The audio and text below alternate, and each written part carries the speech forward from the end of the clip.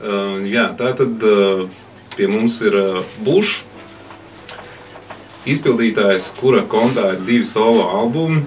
Dzīvo viņš Latvijā, Rīgā. 3. albums sadarbībā ar mākslinieku Viesturs. Un esam viņu aicinājuši šeit šodien, lai parunātu galvenokārt par viņa gaidāmo tūras noslēgumu koncertu zālē Palladium 18. maijā un arī vēl par citām tēmām. Nu, pirmais jautājums, vai viss ir gatavs, vai izrāde var sākties? Nu, laikam jau jā, viss ir. Protams, vēl ir priekšā mēģinājumi daudz, nākamnedēļ arī būs tie galvenie, tad jau, bet tā kopsumā pārliecība ir, nu, viss ir izdarīts. Mūziķi, kur piedalās, nu, es pateikšu klausītājiem, ka hip-hops parasti viņš skan uz instrumentālas fonogrammas, bet šajā koncertā būs dzīvie instrumenti. Kas ir šie cilvēki, kā tu viņus atradi, vai viņi atrada tevi? Nu, tādā grūtā ceļā es viņus atradu. Nē, nu, viss sākās ar ģitāristu Artūras Burke. Mēs iepazināmies kaut kāds 9 gadus atpakaļ. Un mēs kļuvām par tādiem kā dombiedriem, un viņš daudz mācījās mūziku, daudz domāja un analizēja visu kaut ko. Un tad kaut kā mēs jau domājām šo pazīšanās laikā, mēs jau domājām, nu, kaut kādu sadarbību ik pa laikam tur kaut ko iespēlēt, uzspēlēt. Bet tā tas nekad nenonāca līdz rezultātam, un tad, kad es sāku plānot sev albumu prezentāciju, sēties krēslā, es jau kāds 3 gadus iepriekš zināju, kad viņi būs ar dzīvajiem. Un tad man bija jāatrod kāds, kurš varētu uzņemties to meistarību, kas to visu varētu novest. Un Artūras, es viņu uzrunāju, un viņš piekrita pat vairāk nekā ar jā. Un viņš ļoti bija interesēts un vēl joprojām darbojās ar azartu tajā visā. Un viņš ir tas, kurš arī ir veidojis šos te dzīvās mūzikas aranžējumus? Nu, galvenokārt viņš to ir veidojis, bet principā viss veido grupa. Nu, katrs, kas tika pieaicināts. Tad tu vari arī nosaukt pārējos droši vien, ja ir... Bazitārists Kristaps Ērglis no Trijānas parka un vēl visādos projektos spēlē. Tad ir tautiņa instrumentālists Oskars Treķjuks. Un tad ir tāds džeza bunzinieks Mareks Logins. Un tas ir tas pamatsastāvs principā, ar kuriem arī mēs spēlējam Liepājā. Tātad ģitāra, bass, taustiņi, bungas. Jā, tas ir pamatsastāvs. Un Palladiumā mums būs vēl klāt pušamie bišķiņi un vēl šis tas. Kurā datumā iznāca tavs 2. albums? Digitāli viņš iznāca kaut kādā novembrī, un pēc tam decembrī viņš bija taustāmā formā. Precīzi datumu, kurā viņš tur iznāca, tur viss pārcēlās. Nu, lūk, Bušs izdevā savu solo albumu pagājušajā rudenī, un man ir jautājums, kāpēc tu viņu tieši tajā brīdī sadomā izdot, vai tev bija sakrājušās daudz dzējas, vai tavā dzīvē kaut kas notika tāds, kas tev deva tādu impulsu tieši tad izdot viņu? Nu, laikam jau, ka tas vienkārši bija tad, kad viņš bija pabeigts, ilgāk vairāk nevarēja gaidīt. Jo es viņu sāku samērā, sen, un tad tur viss mainījās, un es domāju, ja es viņu neizdošu tajā rudenī, tad diez vai viņš kādreiz vispār iznāks, vai arī iznāks un vēl izmainīsies, un to es negribēju. Es gribēju, lai viņš bija sasniedzis savu augstāko punktu. Viņš bija tāds, ja tas būtu kaut kāds konjaks, tad viņš būtu, vislabākais tajā brīdī. Un tad, ja es viņu būtu gaidījis vēl, tad viņš jau, nebūtu vairs tik svaigs. Pašam priekš sevis droši vien. Jā. Man viņš, es viņu tiešām negribēju gaidīt. Es jūtu, ka ir pietiek īstais laiks, laižam ārā un viss. Ok, un tagad pavasarī jūs kopā ar Viesturu izbraucāt tūrē pa Latvijas pilsētām, ja tā varētu teikt. Kādi kopēji iespaidi vai hip-hops kā mūzikas stils Latvijā ir kļuvis populārāks vai mazāk populārs, vai auditorija ir mainījusies? Iespaidi ir ļoti, ļoti daudz un dažādi, un katra vieta principā ir pavisam citādāka kaut kādā ziņā. Tur teiksim, bija koncerti, kur visi zināja dziesmas, bija koncerti, kur principā bija mazāk apmeklēti, bet tā kopsumā viss bija baigi, man patika, teiksim, to, ko, es negaidīju tur pilnas arēnas, ja tur Vai cilvēki saprot hip-hop? Kā kurā pilsētā, es domāju, Saldu noteikti saprot. Es domāju, kad Rojā bija pārsteigums, kad bija arī forši un... Nē, tie cilvēki ir viens, bet otrs ir arī, teiksim, skaņas kvalitāte un, ko, teiksim, var piedāvāt, kur var vispār taisīt koncertus un tur jāskatās, kā ir tajā Latvijā. Tad jābrauc ar savu īstenībā, ja tu gribi kvalitatīvu hip-hop koncertu, tad jābrauc ar savu skaņu. Jāņem līdzi vienkārši savu apratūru un jāliek virsū visu no jauna. Tur daudzās vietās tā ir, ar retiem izņēmumiem. Jā, tur es tev varu piekrist un par skaņu runājot, lai arī koncertā Palādījumā skaņa būtu visaugstākā iespējamā līmenī, jo es arī uzskatu, ka tas ir ļoti svarīgi, jo savādāk cilvēki, man liekas, ka nevar būt priekšstatu par šo mūziku kā tādu. Mēs pie tā esam īstenībā piestrādājuši. Tur Palādījums kā vieta jau viņa ir diezgan jauna, un līdz ar to tā apratūras sistēma, kas ir uz vietas, viņa nav vēl nočakarēta. Kā piemēram daudzos klubos, man ir savs skaņotājs, kurš strādā ar mums ne uz pirmo koncertu un tieši ar dzīvo. Viņš ir ļoti pieredzējis un viņš arī parūpēsies par to, lai mums tur viss skanētu labi. Bet tu prasīji par tiem koncertiem, par cilvēkiem, vai viņi mainījušies. Man liekas, ka pilnībā ir mainījušies. Ir tā, ka liekas, ka tu esi atbraucis vispār uz citu. Planētu. Jo, ja kādreiz mēs braucām koncertos, kaut kādā 6. gadā, tur liekas, ka tas visam nesen bija, bet ja tā paskaita, tie ir jau 6 gadi un ir izauguši cilvēki. Un tie, kas nāca kādreiz pie mums uz koncertiem, tad viņi principā ir vai nu ārzemēs, vai nu vienkārši nenāk nekur, neiet no mājas ārā. Un tādi cilvēki, kas kādreiz nāca, ir ļoti, ļoti maz procentuāli, līdz 10. Un tad pārējie principā ir jaunieši. Un jaunieši ir šobrīd pavisam citādāki. Tas ir tikai normāli, tāpēc, ka viņi klausās varbūt savādāk to muzu. Mēs jau arī paši esam vainīgi, ka mēs neesam bijuši aktīvi, teiksim, šos gadus, un līdz ar to mēs neesam to sabiedrības domāšanu virzījuši savā virzienā. Ja? Mēs neesam to darījuši, un līdz ar to tā sabiedrības domāšana bija aizgājusi prom no tā, ko mēs saprotam ar hip-hop. Un jautājums vēl par jūsu tikko notikušo tūri kopā ar Viesturu pa Latviju. Jūs bijāt laikam gan visos Latvijas novados, izņemot varbūt Zemgalē jums nebija Latgalē nebijām, un Zemgalē. Bijām principā tikai Vidzemē un Kurzemē.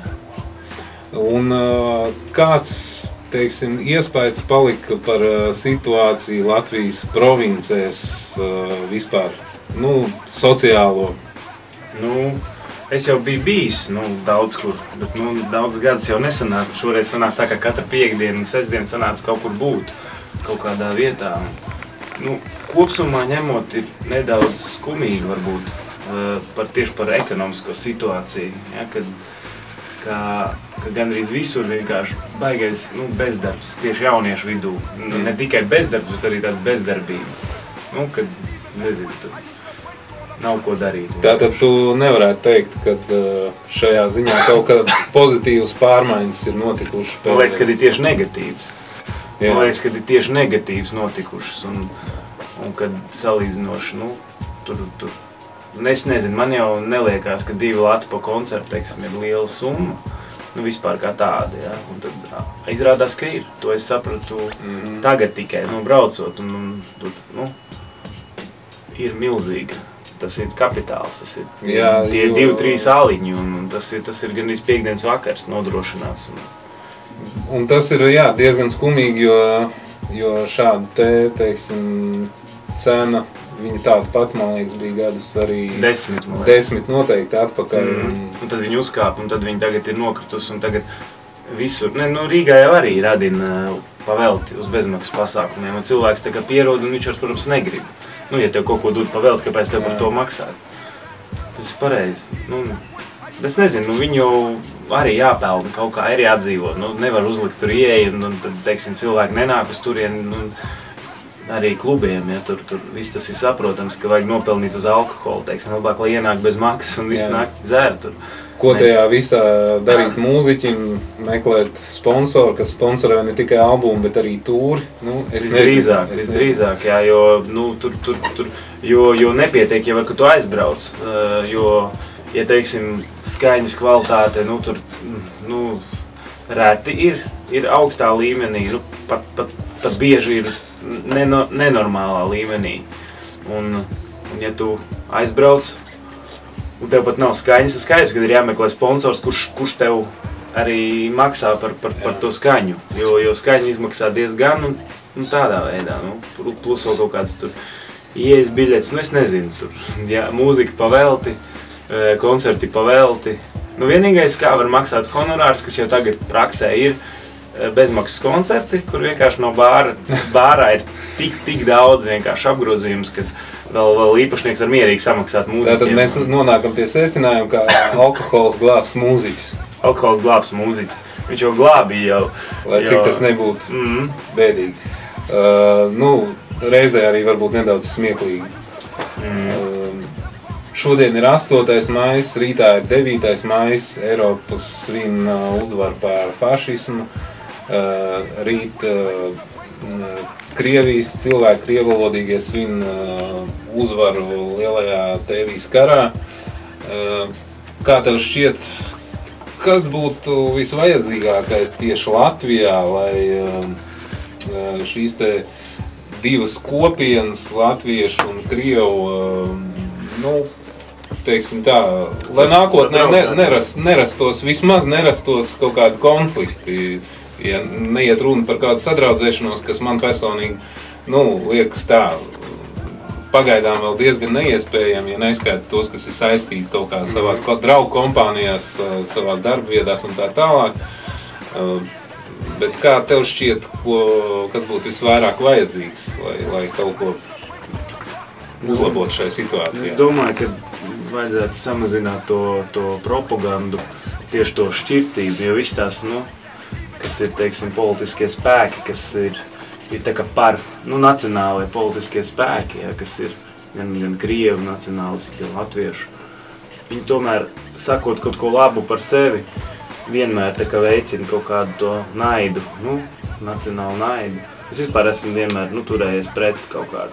Protams, tas nenozīmē, ka es neesmu patriotisks un latvisks vai kaut kā tā, bet, nu, es neuzskatu, ka savu kaut kādu to laimi var būvēt uz citas tautas, tur nelaimi vai.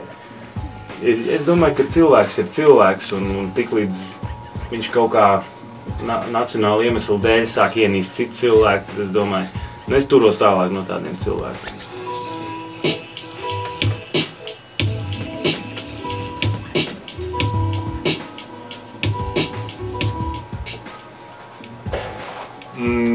Ēterā ir joprojām raidījums Pierasti ieraksti.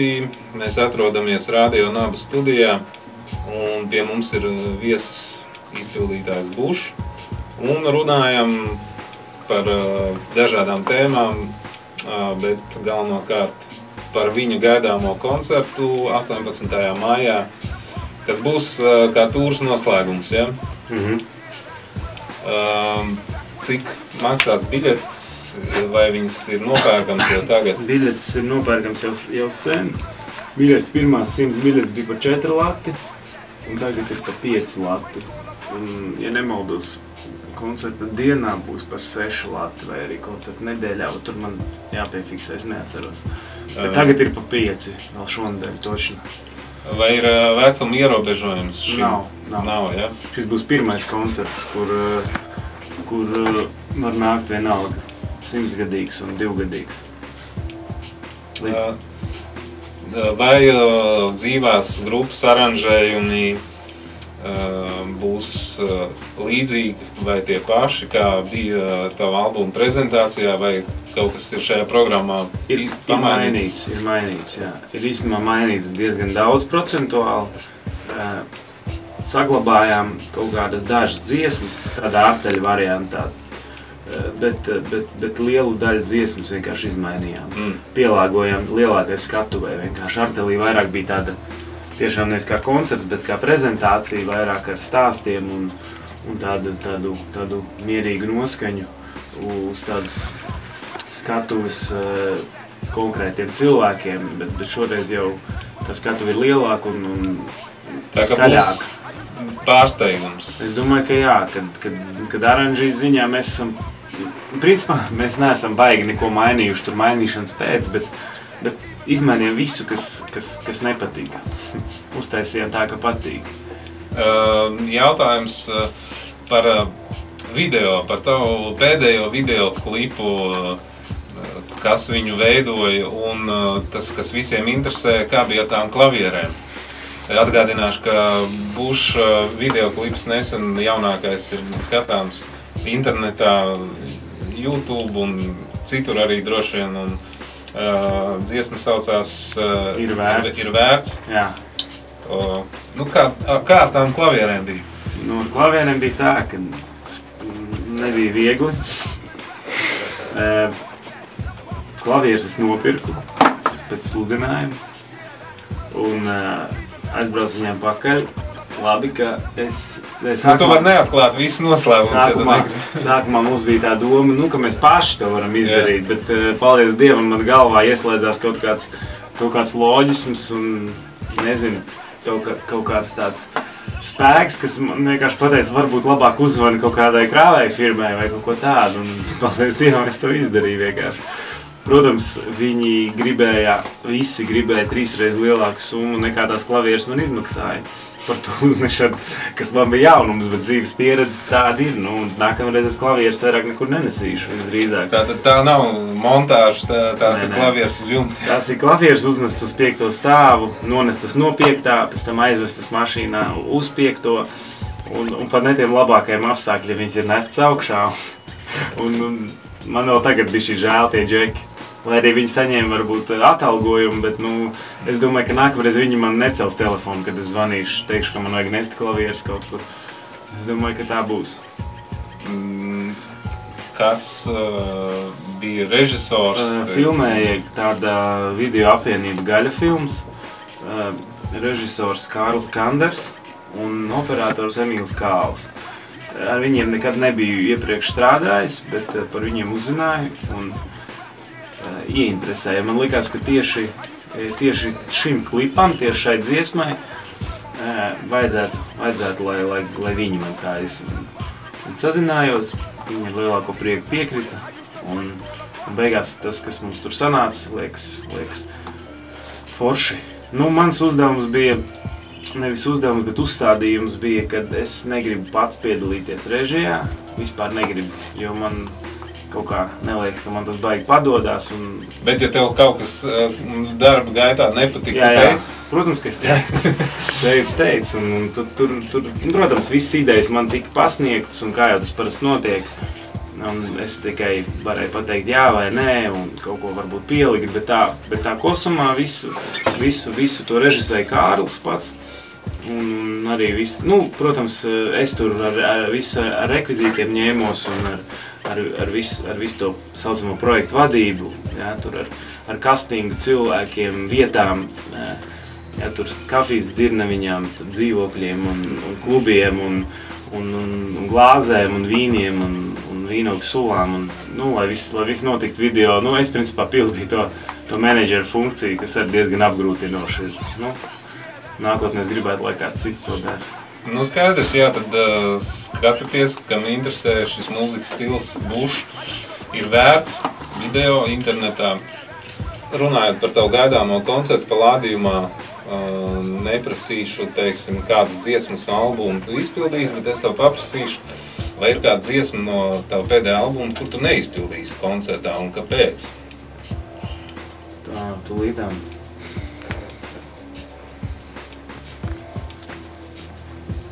ja tādas dziesmas nav tomēr? Tūlīt. Man liekas, ka bija. Ir vērts akmens fortūna, tā gadās.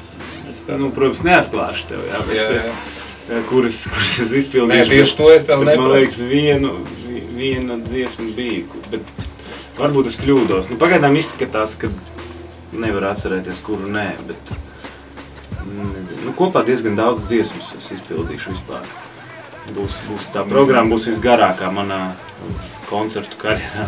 Labi, tad vai ir kāda dziesma no albuma, kuras dzīvais aranžējums ļoti atšķirās no tā aranžējuma, kas ir albumā? Dziesma tā gadās atšķirās pilnībā un galīgi. Mēs uztaisījām pilnībā jaunu versiju, es domāju, to varēs dzirdēt. Uztaisījām savādāk nekā Artilī, jo man Artilī nepatika, kā viņi skanēja. Un spēle atšķirsies arī diezgan kardināli.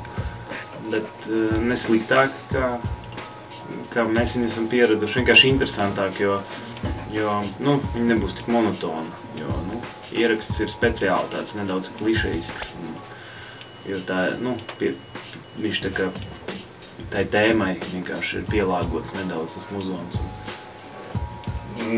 Labi, un tāpēc mēs tagad kā pēdējo dziesmu šajā raidījumā tieši noklausīsimies vienu no šīm tavām nosauktajām dziesmām. Noklausīsimies tā gadās. Davai, noklausīsimies. Bet tā būs albuma versija, tātad koncertā viņa būs savādāk. Mūzika Viesturs Jegorovs, tātad Bush, dziesma tā gadās. Un faktiski uz šīs te nots mēs varētu arī šo sarunu beigt. Atgādinam, ka 18. maijā Palādījumā. Cikos? 7. sākās jau iekšā laišana, 8. būs īpašais pārsteiguma viesis, tā kā iesildītājs, un 9. jau mēs kāpsim uz skatuves ar visu bērnu. Un 11. jau tas viss būs beidzies, un mēs jau atpūtīsimies. Ko tad novēlu, kā saka, lai stīgs trūkst? Paldies! Jo hip-hops dzīvajā sastāvā uz lielas skatuves neskan Latvijā bieži. Tiekamies Palādījumā 18. datumā. Studijā pie mums bija Bush un klausamies viņa dziesmu kā pēdējo šajā raidījumā no albuma Sēdies krēslā. Pagājušā gada rudenī, kurš iznāca. Albuma versija. Mūzika Viesturs Jegorovs. Raidījumu vadīja Žaks no STA. Video versiju filmēja Armands Virbuls. Uz sadzirdēšanos. Uz redzēšanos. Uz saredzēšanos.